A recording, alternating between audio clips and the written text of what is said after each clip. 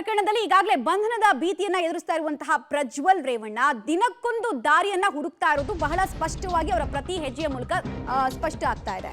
ಏನೀಗ fresh update ಅಂತ ನೋಡ್ತಾ ಹೋಗೋದು.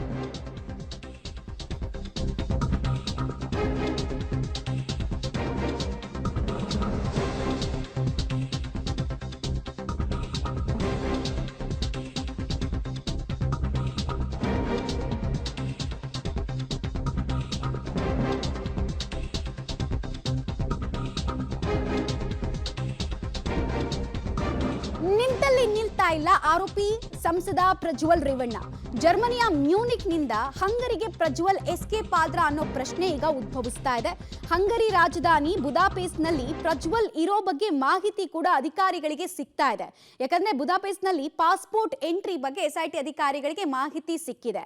ನಿರಂತರವಾಗಿ ಒಂದು ಜಾಗದಿಂದ ಮತ್ತೊಂದು ಜಾಗಕ್ಕೆ ಪ್ರಯಾಣವನ್ನ ಬೆಳೆಸ್ತಾ ಇದ್ದಾರೆ ಪ್ರಜ್ವಲ್ ರೇವಣ್ಣ ಅವರು. ಎಲ್ಲೂ ಕೂಡ ಅವರು ದೀರ್ಘಕಾಲ ನಿಲ್ತಾ ಇಲ್ಲ.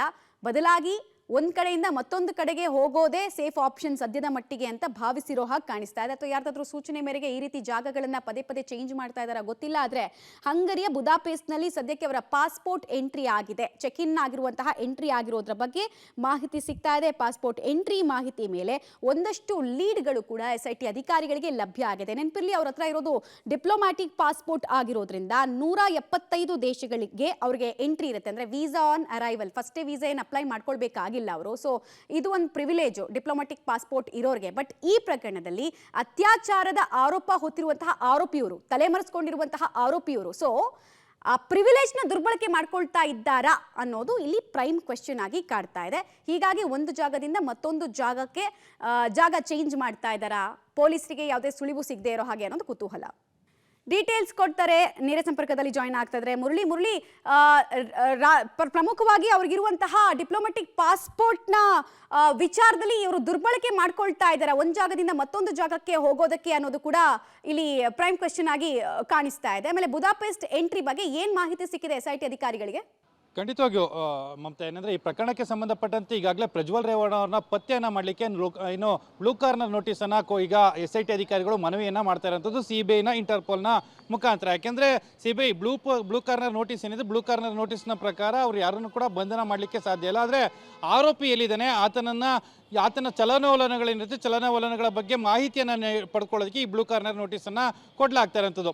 ಅದೇ ರೀತಿಯಲ್ಲಿ ಪ್ರಜ್ವಲ್ ರೇವಣ್ಣ ಒಂದು ಕಡೆಯಲ್ಲಿ ಎಲ್ಲೂ ಕೂಡ ವಾಸವನ್ನು ಮಾಡ್ತಾ ಇಲ್ಲ. ಯಾಕೆಂದರೆ ಯುರೋಪ್ ಕಂಟ್ರೀಸ್ಗೆ ಹೋದ ಸಂದರ್ಭದಲ್ಲಿ ಅಲ್ಲಿಗೆ ಒಂದು ದೇಶದಿಂದ ಮತ್ತೊಂದು ದೇಶಕ್ಕೆ ಹೋಗೋಕ್ಕೆ ಯಾವುದೇ ರೀತಿಯ ತೊಂದರೆಗಳಿಲ್ಲ. ಯಾಕೆಂದರೆ ಒಂದು ದೇಶದಿಂದ ಇನ್ನೊಂದು ದೇಶಕ್ಕೆ ಹೋಗೋಕ್ಕೆ ವೀಸಾನ ಪಡ್ಕೊಳ್ಬೇಕು ಅಂತ ಏನು ಅವಶ್ಯಕತೆ ಇಲ್ಲ. ಅಲ್ಲಿ ಬೈ ರೋಡಲ್ಲೇ ಅವರು ಟ್ರಾವೆಲನ್ನು ಮಾಡಲಿಕ್ಕೂ ಕೂಡ ಅವಕಾಶ ಇರುವಂಥದ್ದು. ಬೈ ರೋಡ್ ಮತ್ತು ಟ್ರೈನ್ನ ಮೂಲಕ ಅವರು ಸಂಚಾರವನ್ನು ಕೂಡ ಮಾಡ್ಬೋದು.